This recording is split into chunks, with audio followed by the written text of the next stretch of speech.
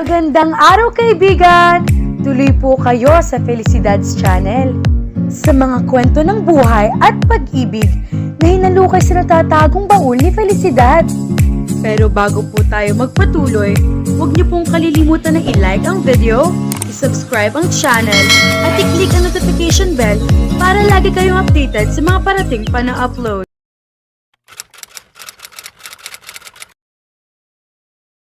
Hindi niya masyadong inintindi ang sinasabi ng kanyang lolo.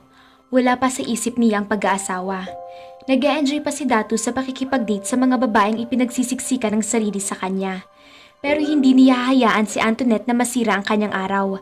Alam ni Datu na magagawa pa niyang gusto niyang gawin, kaya hindi niya pinigilan ang sarili na puntahan si Pamela. Hindi niya kayang tiisin ang dikta sa kanya ng damdamin niya. Hindi dapat masira ang plano niya para sa kanila ni Pamela. Ang totoo, wala naman siyang plano na seryosohin si Pamela, lalo na at nasabihan na siya ng kanyang lolo na nakita nito ang babaeng kanyang papakasalan, gusto lang niyang mag-enjoy sa piling ni Pamela. Ngayon pa at hindi na menor de edad ang dalaga. Isa pa ay kailangan din niya ito sa trabaho, kaya naman parating tinatawagan niya ito. He made his moves and he was good at those moves. Sanay siya sa mga panandaliang relasyon sa babae. Sigurado siya, madali niyang makukuha ang dalaga. Alam niya ang kiliti nito. At una pa lamang ay alam na niyang mayroong atraksyon sa pag-itan nila. Matagal na atraksyon na iyon noon, pamang 16 anyos ito. Ang kailangan lang niyang gawin ngayon ay ang dugtungan ng naputol na ugnayan nila. Lagi niyang pinupuntahan ng babae. Lagi silang magkasama at masaya siyang kasama si Pamela. Parang ibig niyang ibigay rito ang buong mundo. At sa kauna-unahang pagkakataon ay nakatagup siya ng babaeng sa palagay niya ay deserving sa ganoong atensyon. Deserving sa ganoong klaseng pagbibigay niya. At ito pa ang babaeng hindi humihiling sa kanya ng kahit na ano. Masaya siyang kasama si Pamela. Noong una, sinusubukan niya si Pamela. Inaalam niya kung hanggang saan ang gusto nito sa kanya. Aminado si Datu na madaming babaeng dumaan sa kanyang mga kamay. Sa umpisa ay ayos ang mga ito. Kalaunan, lumabas din ang totoong gusto nila. Kung anong pwede nilang ibigay sa mga ito. Ang ibang babae hindi naman talaga mahirap, pero malakas pa rin ang sigaw sa mga material na bagay. Ang iba naman ay kailangan ng koneksyon na nakakabit sa kanyang pangalan. There were others that were obsessed about being in love. Sa mundong ginagalawan niya ay hindi niya masyadong marami ang mga ganoong uri ng babae. Pero hindi nawawala ang mga ito. At sa tipo niyang ayaw ng masyadong maraming komplikasyon ay umiiwas siya sa mga ganoong klaseng babae. Ngunit iba pagdating kay Pamela. Handa siyang ipagkaloob dito ang oras niya. Handa siyang ipagkaloob dito ang mga bagay na hindi niya madamang nararapat sa ibang babae na hinihingi niyon sa kanya. Natuklasan niyang kaya niyang ilabas kay Pamela ang totoong siya. He did not have to pretend to be someone else, not that he had pretended that much with other women. Siguro sa ibang mga babae ay masyado lamang siyang gwardyado. Hindi niya alam kung ano ang mayroon na ginawa nito ipang ipadama sa kanya ng ibig nitong makita ang totoong siya. Hindi iyon kung ano ang tipikal na ipinapakita niya sa ibang tao, kung ano ang estado niya sa kanyang pamilya, sa business world. Slowly, he found himself craving more for Pamela. Masyado na siyang nasasanay sa presensya ng dalaga. Para itong isang droga na mahirap ng bitawan, hanggang sa siya na mismo ang nagsabi rito sa kanya. Sapagkat isa sa kinaibahan ni Pamela sa mga nakilala niyang babae ay masyadong straight ito. Maybe it was what attracted him to her the most. Napaka-inosente ng dalaga, para bang hindi bagay sa maunlad na bansa. Sa totoo lang, gusto niya maging isang mabuting tao para sa dalaga. Minsan nga nagugulat na lang siya sa kanyang sarili dahil nagagawa niyang maging mahinahon. Dati-rati naman ay talagang mainit na agad ang kanyang ulo. Kapag may nangyayaring kapalpakan, kailanman ay hindi ito gumamit ng impluensya upang makarating sa kung nasaan na ito ngayon. That was when he realized he adored her even more. At naging malaking inspirasyon ito sa kanya. Suddenly, business decisions were harder to make. Dati, wala siyang pakialam kahit sino pa ang masagasaan niyang tao. Ganoon ang estilong itinuro sa kanya ng lolo niya at siyang ginawa niya sa loob ng mahabang panahon. Bigla ay nakita niya ang kasamaan ng ginagawa niya. Bigla ay ibig niyang baguhin ang mundong siya rin ang nakitulong upang mabuo. And then his grandfather called him up for a very important meeting, according to him. Hindi niya malilimutan ang napag-usapan nilang iyon. I heard terrible things, Datu. Ano bang nangyayari sa'yo? Para kang nawawala sa sarili.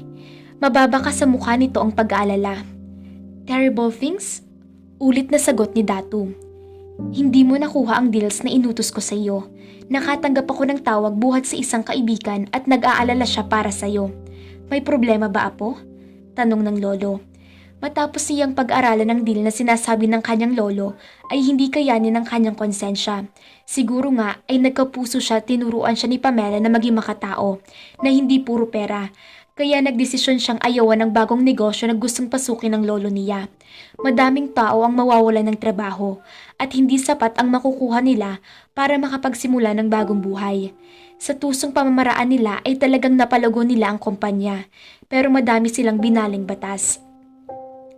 Ayaw na niyang ipagpatuloy ang ganitong sistema sa kanilang negosyo. Maaaring mabawasan ang pagpasok ng dolyar sa kanilang kumpanya pero madami namang taong matutulungan. Kailan pa naging makatao ang ganoong pambabaliwala sa loyalty ng mga tauhan? Parating katwiran niya at katwiran ng lolo niya na bakit niya pahalagahan ang loyalty ng mga taong hindi naman sa kanila naging loyal kundi sa kumpanyang bibilhin nila. Ang lolo pa rin niya ang huling magdidesisyon sa kapakanan ng negosyo. Ito pa rin ang signatory sa lahat ng papeles kahit siya nang gumagawa ng dapat na trabaho nitong pag-aasikaso ng hands-on sa mga negosyo. Kaparehas niya ang kapalaran ng kanyang ama.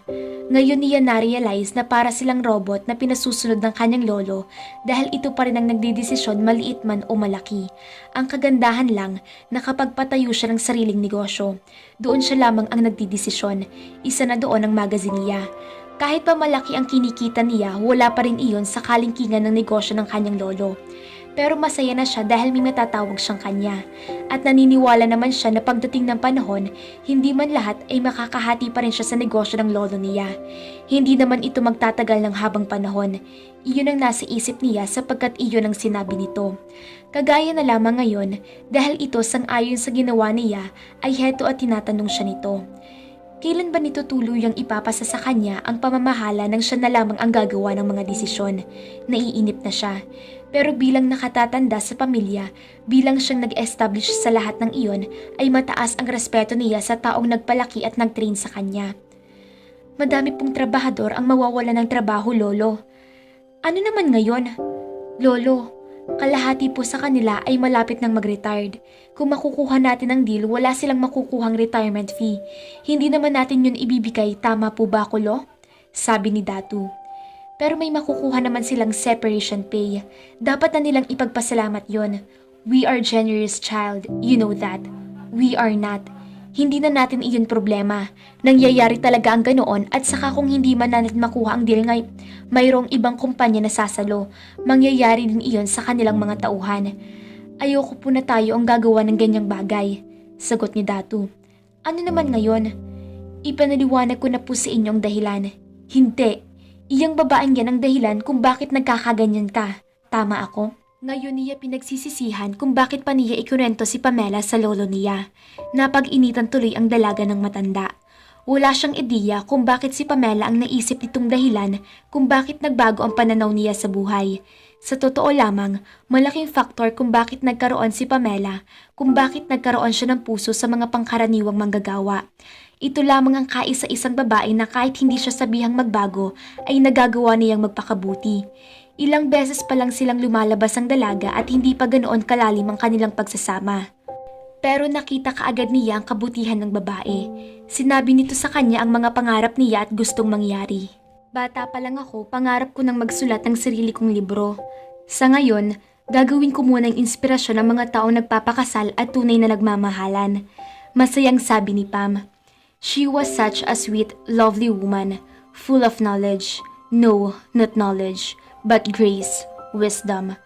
Pero sa mundo niya ay walang silbi ang wisdom nitong iyon, and it didn't make any sense to him anymore. Wala pong kinalaman dito si Pamela. Then just close that damn till, Datu, or I will. Tumango na lamang siya. At nagtagal siya sa kaiisip kung ano ang kanyang gagawin. Nang muling tumawag sa kanya ang matanda, ibinalita nitong nagtungo ito sa main offices nila habang nasa New York siya at ito na ang nag-close ang deal. He was so mad but he couldn't do anything about it. Pinuntahan niya ang kanyang lolo at sinabi nito sa kanya na hindi raw nito kailangan ng isang tulad niyang napakabagal kumilos. Natagpuan na lamang niya ang sariling umuuwi kay Pamela. Gusto lamang niyang makausap ito kahit wala siyang balak na ikwento rito ang lahat. Hindi niya ugaling magkwento ng tungkol sa pamilya niya sa ibang tao. Kahit pa ang taong iyon ay nagsisimula ng maging malapit sa kanyang puso. Sa puntong iyon ay hindi na mahalaga sa kanya kung hindi man ito magtrabaho para sa kanya. Ngunit pagdating niya sa apartment nito ay laking gulat niyang makita ang resume nito. Nakikita rin niya ang matinding determinasyon rito. Nalaman niyang pinaalis ito ng amo nito. Nakaramdam siya ng galit at tuwa ng magkasabay. Pwede na itong magtrabaho sa kanyang magazine. Pero napakahirap nitong kumbinsihin. Talagang kailangan pa niyang gawin ang lahat ng paliwanag para mapapayag ito. Ibig nitong may pamatunayan sa boss itong sa palagay niya ay isang tanga. Katangahan ang ginawa ng boss si Pamela na pakawalan ito. Para silang nagtapon ng diamante sa gitna ng dagat. Hindi marunong mag-isip. Dahil lang nakakasama niya si Pamela, inisip na nitong double agent ang dalaga. Mabuti na lamang at napapayag niya ang dalaga. Naging maganda ang pagtanggap ng kanyang mga tauhan kay Pamela. Gusto daw nila ang bagong editor-in-chief bukod sa magaling na ay talagang napakatalino at mahusay makisama. Pagdating sa trabaho ay talagang nagagampan nito ng ayos ang kanyang tungkulin. Hindi ka na basta-basta makakatagpo ng katulad ni Pamela. Pagkatapos, nakatanggap siya ng tawag sa kanyang lolo at ipinapaalala na kailangan niyang pakasalan si Antoinette. Lolo, hindi ko po kayang pakasalan si Antoinette. Bakit? Dahil alam ko na po, hindi siya ang tamang babae para sa akin. Bakit? Sino bang nararapat sa'yo? Yang hampas lupang si Pamela?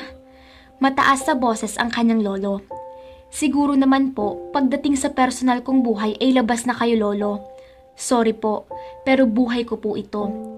Hindi mo ba naiintindihan kung pakakasalan mo si Antoinette, napakalaking pera nang ipapanik sa atin ng kanilang negosyo. Nag-iisang anak lamang siya at walang kahati sa mga negosyo pagdating ng panahon. Litanya pa ng matanda. No. He was getting disappointed. Pakiramdam niya ay hindi niya ito mauunawaan na ayaw niyang ipinapagawa nito. Ang dating sa kanya ay tila walang halaga rito ang kanyang gusto. Parang tagusan sa tainga nito ang sinasabi niya sapagkat nakabuo na ito ng desisyon tungkol sa buhay niya. Hindi pa ba sapat ang kayamanang mayroon sila? Ano pa kaya ang gusto ng kanyang lolo? Kailangan bang pati sarili niyang kaligayahan ay mawala dahil sa pera at kapangyarihan? Ngayon niya na-realize na hindi lamang isang panandali ang relasyon ang gusto niya kay Pamela. Gusto niya itong makasama hanggang sa kanyang pagtanda. Ito ang babaeng gusto niyang iharap sa altar. Kaya nang iyang iwan ang lahat para sa babaeng kanyang mahal. Tama, mahal na mahal niya si Pamela. Masaya siya kapag kasama niya ang babae. Pakiramdam niya, nakakalimutan niya ang lahat ng kanyang problema kapag nasa tabi niya ang dalaga. Pakiramdam niya, nagiging mabuti siyang tao kapag kasama ang babae. At iyon ang hindi maintindihan ng kanyang lolo. Bata pa lamang siya'y iminulat na sa kanya na hindi kailangan ng puso. Dapat daw utak ang laging mangingibabaw sa lahat ng desisyon niya sa buhay. Ngayon niya naintindihan kung bakit mag-isa lamang ang kanyang lolo. Walang gustong sumama dito. Dahil nagiging tauhan lamang nito at ayaw niyang tumanda ng mag-isa at malungkot. Magtatrabaho si Antoinette sa magazine mo. Siya ang gagawin mong editor-in-chief. Hindi po pwede, lolo. Bakit hindi maganda ang background niya? Nagtrabaho siya sa isang sikat na fashion magazine sa Paris. Pero hindi na siya pwede maging editor-in-chief ko. Meron na at napakahusay ni Pamela. Huwag mo akong mahayaang magalit kay Antoinette, lolo. Naiinis na sabi ni Dato. Alright then, make her one of your senior editors. Wala nang bakanting pwesto para kay Antoinette, lolo. Ikaw ang may-ari, kaya gawan mo ng paraan na magkabakante. Sasagot pa sana siya pero ayaw na niyang makipagtalo sa kanyang lolo. Baka mawala ang respeto niya para sa matanda. Wala siyang choice kundi sundin ang gusto nito.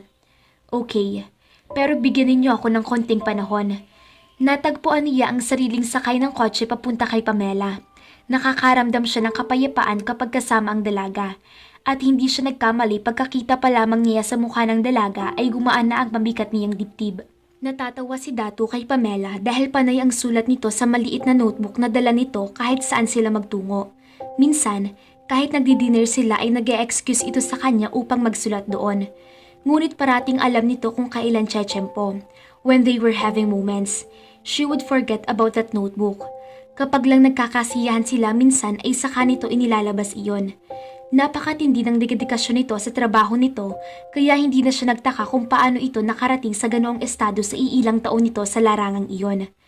Ang ibang mga katulad nito ay inaabot ng dekada, 2, 3 dekada upang makarating doon. Iba si Pamela. Lahat na yata ng bagay tungkol dito ay hinahangaan niya. He had never adored anyone more than he adored her. Ang akala niya ay hindi nito magugustuhan ng opera. Isa iyon sa mga bagay na gusto niya. Nadarama niya ang ganoong klaseng art. At hindi tulad ng ibang taong kilala niya na ayaw sa opera. At ganoon na lamang ang tuwa niya nang makita niyang nag-e-enjoy rin si Pamela. Palabas na sila ng teatro nang tawagin siya ng lolo niya. Parang tumigil ang takbo ng oras nang marinig niya ang tinig nito. Bakit sa lahat ng pagkakataon ay noon pa niya nakita ito, kung kailan kasama niya si Pamela? Hanggang maaari ay ayaw sana niyang magkakilala ng personal ang dalawa. Aminado siyang hindi maganda ang kutob niya sa lolo niya. Parang obsessed itong pakasalan niya si Antoinette at nag-aalala siya sa maaaring gawin nito.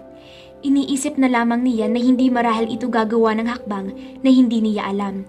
Isa pa ay ibang usapan na ang buhay niya. Natitikniyak niya, ikokonsidera nito iyon. Iba ang negosyo, iba ang buhay ng apo nito. Lalo siyang naalangan nang makita niyang kasama nito si Antoinette. Pero syempre walang alam si Pamela tungkol kay Antoinette.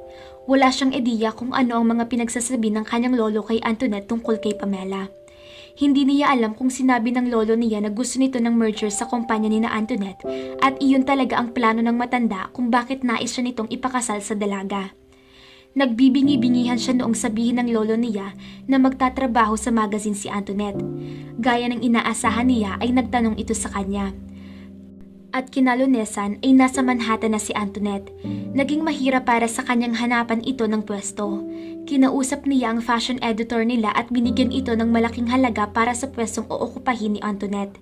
Pumayag ito at nangakong hindi makakalabas iyon sa kanilang dalawa. Nabalitaan na lamang niya na nagtayo na ito ng sariling negosyo. Pagkadating ni Antoinette sa kumpanya niya, tinanong lamang niya ito kung ano ang nais nito. Sinabi sa kanya ni Antoinette ang mga sinabi ng kanyang lolo. Kaya sinabi niya sa dalaga na wala siyang balak na pakasalan ito. Ngumiti ito. She made him a promise. Huwag kang mag-alala, Datu. Magtatrabaho lamang ako dito. Hindi ko ipagsisiksikan ang sarili ko sa'yo. Iniisip ko kasi na magtayo rin ng ganitong negosyo, kaya dapat malaman ko ang mga pasikot-sikot. Kailangan ko ng proper training at sa galing ng iyong editor-in-chief, malamang madami akong matututunan sa kanya. Nakangiting sabi ni Antoinette. Pasensya ka na kung kailangan ko pang gamitin na ng lolo mo para makapasok ako sa kumpanya mo. Kung ako lamang, malamang na hindi mo ako tatanggapin. Indeed, he knew. Para sa isang tulad nito, hindi maganda sa pride nito ang hindi gamitin ng impluensya upang makahanap ng training ground. Marahil, pagkalipas ng ilang panahon ay magsasawa rin ito. Ganoon naman ito. Iyon ay ayon na rin sa mga nababalitaan niya tungkol dito. Pabago-bagong isip nito, ngunit kapag may naisip ito ay kailangang umaksyon kaagad ang ama nito. Mukha namang hindi siya mapapahiya kay Antoinette. Ang lolo niya ay wala na ring sinabi sa kanya tungkol sa merger nito. Ang tanging nalalabi para sa kanyang gawin ay makasama si Pamela. He never thought a game of Scrabble would be very so memorable. Pamela added "kita" to the word mahal. And then she couldn't look at him. Napangiti siya rito. Natawa sa siya sitwasyon. Sa palagay niya ay nasa edad na sila upang hindi na mahiya sa mga ganoong bagay. And it felt wonderful to him knowing she was in love with him. Hindi na kailangan ng larong iyon upang malaman niya na may nadarama ito para sa kanya. He teased her. Bakit ganyan ka kung makatingin sa akin, baby? Sinabi mo sa akin na mahal mo ko. Pagkatapos, hindi mo ako magawang tumingin sa akin. Hindi ko sinabi na mahal kita. Tanggi ka agad nito. Nakakatawa ang ganoong klaseng laro. Pamela was too pure. Alam niya hindi ibibigay ni Pamela ang sarili sa kanya ng buong buo kung hindi siya totoong mahal ng dalaga. Yes, you did. I did not. So you're saying you don't? No, I mean... Napangiti na siya. Mahal mo ako? No. No? Yes, I love you. Kung alam lang nito ang kaligayahan sa puso niya, hindi rin niya inaasahan na ganoon katindi ang kaligayahang madarama niya sa pagsasabi nito na yun, kahit alam na niya. He used to not believe in any of that until she came along. May gusto ka bang sabihin, baby? Wala. Sigurado ka ha? Para kasing may gusto kang sabihin sa akin. Tumawa siya ng malakas. Nakikita kasi niya ang hiya sa mata ng dalaga. Sa kabila ng mga nangyari sa kanila ay heto ito. Parang isang teenager na nahihiya sa crush nito. Hinalikan niya ang mukha ng dalaga. Hindi niya akalain na ang simpleng halik ay magbibigay ng labis sa saya sa kanyang pakiramdam. Daig pa niya ang tumama sa loto. The answer, baby, is yes. I do too. And they made love tenderly. He never thought he was capable of being that tender. He had always been the wild kind of lover. He realized there was another side of him, and he loved that side of him better. Bago pa lamang niya nakilala iyon, ngunit tila mas gusto niya iyon kaysa sa dato na buong buhay ay kilala niya. Hindi niya maintindihan ang kanyang nararamdaman bago ito sa kanya. Noong gabing iyon, nakatanggap siya ng tawag mula kay Antoinette. Itinatanong kung nasaan siya. Labis ang kanyang pagkagulat. Ilang araw matapos makatanggap ng tawag mula kay Antoinette, nakatanggap uli siya ng tawag mula na naman sa ama ng babae. Gusto raw makipag-meeting sa kanya. Kaagad naman siyang pumayag. Sinabi nitong okay na raw ang merger kahit wala ng kasalang maganap. And he thought the man was crazy to think that he must feel thankful that was so. Hindi na lamang niya pinansin ito dahil sa pakiwari niya ay pinagbigyan lang nito ang ikaw nito sa pagkausap sa kanya. Wala naman silang nabuong deal. Basta ang sabi nito ay mag-uusap na lang uli sila. Umuwi siya sa Manhattan na nairita lang siya. Nagsayang lang siya ng oras sa paglipad. Those were hours he could have spent more with Pamela because he treasured every minute he spent with her. Anong ginagawa mo dito, Antoinette? Tanong niya rito. Hindi ito nagpupunta sa opisina niya sa Manhattan. Naiisip na nga niyang ilipat ang opisina ng publication sa gusaling iyon nang sa ganon ay may access siya kay Pamela anumang oras na ibigin niya at ganoon din ito sa kanya. Dumaan lang ako dito kasi may ibibigay ako sa'yo. Ipinabibigay sa'yo ni Daddy. Pagkatapos ay ipinatong nito ang makapal na mga papeles. Basahin mo raw at pag-aralan ng mga ito. Oh, thank you. Naupo ito at inalok niya ito ng maiinom. Naisip niyang nagiging unfair siya rito na nakakadama siya rito ng matinding inis. It seemed she was not so bad after all. Marahil ay masakit sa ego nitong ipilit ang sarili nito sa kanya o baka naman mali rin ang naririnig niya tungkol dito. Baka hindi rin bawat sabihin nito ay ginagawa ng daddy nito. Baka kabaliktaran din ang nangyayari. Baka ang daddy lamang nito ang may gustong sila ni Antoinette ang magpakasal. Ano't anuman, sa palagay niya ay naging unfair siya kay Antoinette. Lalo na't mukhang maganda ang ipinapakita nito sa trabaho nito. Wala siyang narinig mula kay Pamela na anumang negatibo tungkol kay Antoinette. Ang sabi pa ni Pamela ay magaganda raw ang mga ideya ni Antoinette. So, how's work? Great. Really? Yes. Hindi mo ba akalain na yan ang sasabihin ko? Bakit naman? Madami kasi ang nag-aakala na suplada at maldita ako. Hindi ba? Tumawa ito. Hindi naman. Paano? Aalis na ako at may pasok pa sa office bukas? Kumidat ito sa kanya. Natawa siya. Okay, you take care. Kumain ka na ba? Yayayain ko sanang kumain sa labas si Pamela pero nakita ko na siya sa labasan na may kasamang lalaki, si Mr. Austria. Sabayan mo na ako kung hindi ka pa nagla-lunch, sabi ni Antoinette. Ilang sandali pinagmasdan niya ito. Mukhang walang anumang pakay ito sa pagsasabi nito na yon. Siya naman ay nagtaka. Bakit kasama ni Pamela si Maynard Austria? Hindi ba't galit dito si Pamela? Baka nagkita lang ang dalawa sa restaurant. Pero nasisiguro niyang nagkataon lang ang lahat ng iyon. Nag-lunch sila ni Antoinette. Humanap siya ng indikasyon dito na gumagawa ito ng kwento. Ngunit hindi na nito muling nabanggit pa sina Pamela. Nagmamadali rin ito at sinabing nagugutom lang daw talaga ito. Abala raw ang linggong iyon para sa staff. Hindi siya makapaghintay na makausap si Pamela. Ngunit nang makita sila ay walang nabanggit ito tungkol kay Maynard Austria. Inisip na lamang niya na marahil ay nagkita lang ang dalawa ng hindi sinasadya. Isang maliit na bagay iyon na baka kapag sinabi niya rito ay sumama pa ang loob nito sa pag-iisip niya ng kung ano. Maayos naman ang lahat sa kanila ni Pamela. Hindi pa siya nagpo-propose dahil gusto niya ay maayos ang lahat. Dapat muna niyang tapusin ang lahat ng kanyang tambak na trabaho. Ang plano niya ay bigyan sila ng 2 pang taon bago ang kasal ngunit ang proposal ay parating na. He only needed it to be very memorable for her. After all, she was the editor of a bridal magazine. Alam niyang mag-uunahan ng mga empleyado pati na rin ang mga mambabasa na malaman ng tungkol sa kanyang proposal. He wanted it to be very special, and when they get married, they would have a lot of time together. Ayaw na niyang mamahala sa kumpanya, hindi siya ang parating nagdedesisyon. Sa palagay niya ay dapat niyang iwan ng mahitiwasay ang kumpanya. Siguro ay iiwanan muna niya kay Marky ang kumpanya dahil sawa na siyang sumunod sa utos ng kanyang lolo. Kung hindi na nito kayang asikasuhin ng kumpanya, ay kailangan nitong ipasa sa kanya iyon ng tuluyan. Isang bagay na duda siya kung gagawin ito.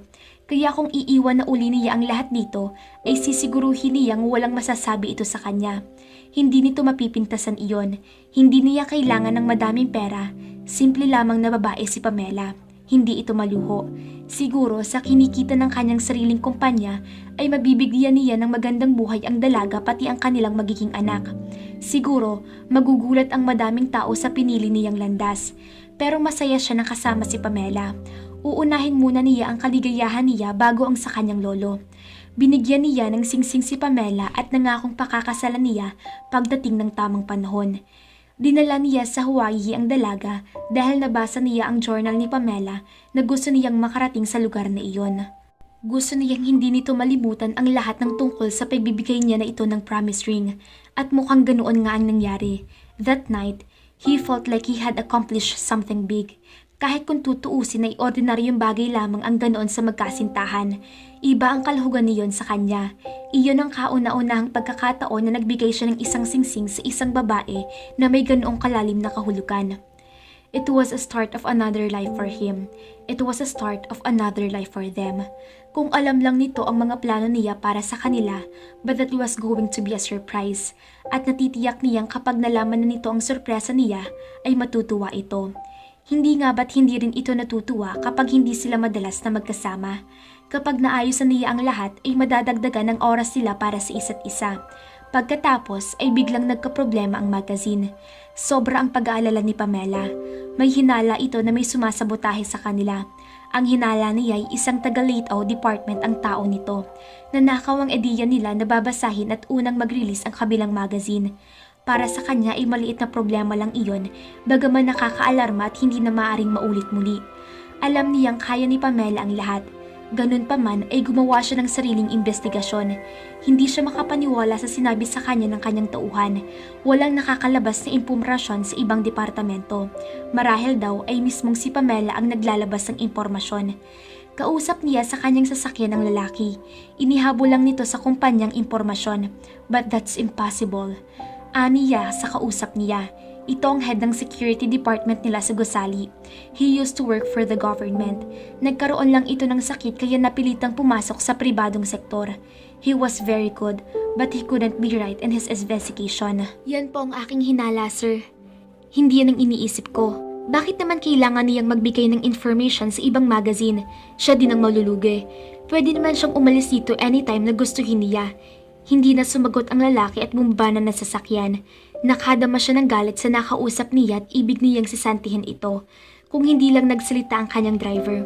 Sir, may gusto po akong sabihin sa inyo. Ano yun, Abner? Matagal na niyang driver ito, kaya tiwala siya rito. Nung isang araw po, hinatid kong pauwi si Miss Pamela. Nagpaalam na kaagad ako kasi anniversary namin mag-asawa. Pero bumalik ako sa apartment para sana manghiram ng isang magazine kasi ikakasal ang aking kapatid. At nakita ko nakausap niya si Mr. Austria. Nakita mo si Mr. Austria sa apartment ni Pamela? Opo, sir. Nakatayo sa labas ng building nang sumakay si Ma'am Pamela sa taxi. Sumakay din si Mr. Austria. Wala siyang nasabi. Tumahimik na lamang si Dato at mahigpit na nag-isip. Naku mga ka-felisidad, ganoon pala ang nangyari kung bakit biglang nag-iba si Dato kay Pamela noong nasa Manhattan sila.